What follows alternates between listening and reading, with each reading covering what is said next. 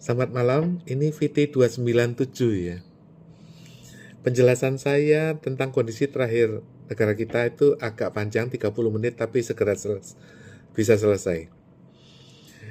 Pertama, ya, Menteri Bahlil ini mungkin mabok vodka, jadi dia itu ngacak-ngacak sistem distribusi gas melon.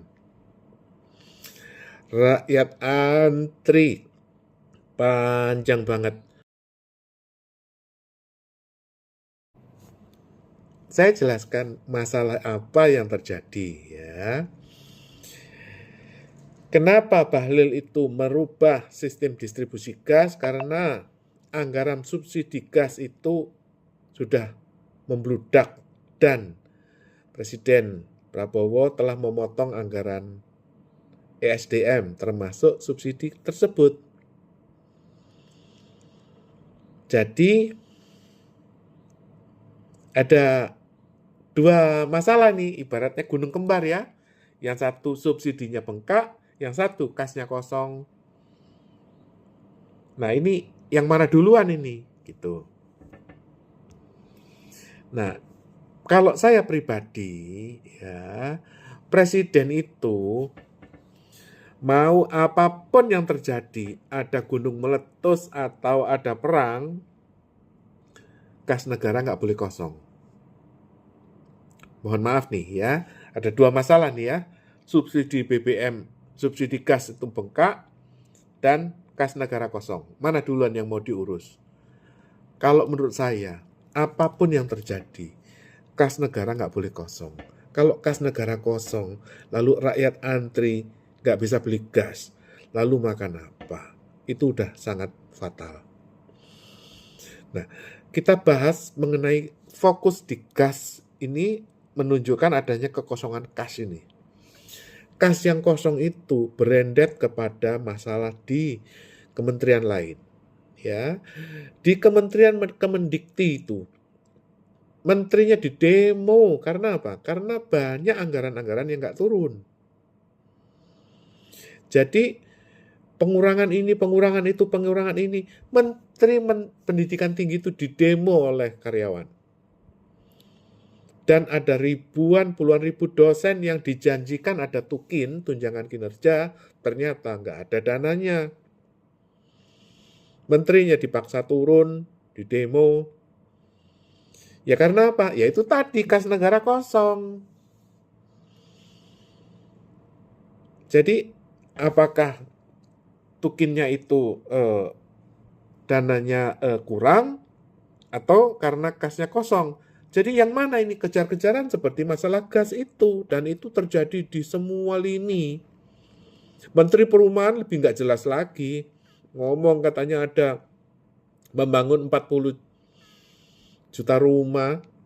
Dan rumahnya di mana, kapan dibangunnya, ya ngibul aja menterinya itu. Jadi banyak pengibulan-pengibulan yang terjadi. Nah, kalau dibahas nih, kenapa kas negara ini kosong?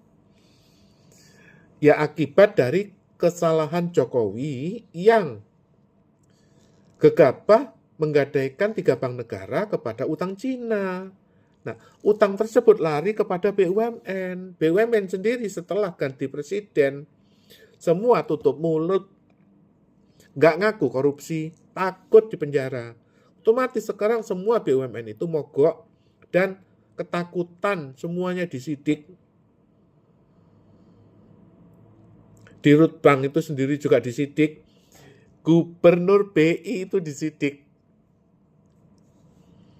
Semuanya korupsi berjamaah. Sekarang birokrat itu baik dari kementerian, BUMN, ASN, bupati, lurah, korupsi semua dan semua ketakutan.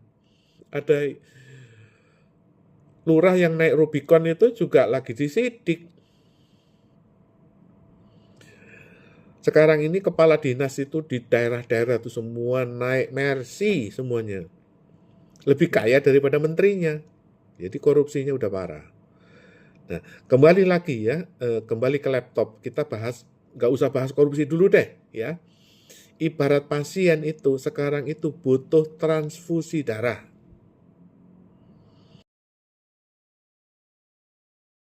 Ada 5 langkah Prabowo yang harus dilakukan. Dan ini wajib. Kalau enggak, ini bisa kelenger ini. Tubuh Ibu Pertiwi ini bisa kelenger.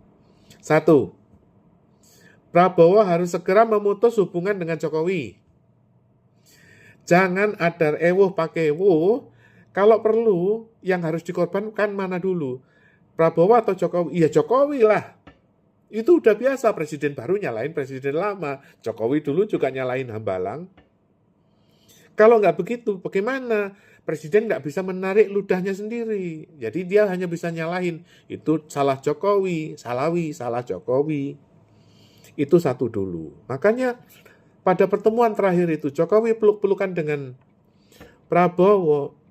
Inilah yang menjadi sumber masalah. Karena apa? Karena Prabowo ini tidak bisa menyalahkan yang lama. Ini linknya. Oh ya. Saling doa sama-sama sehat.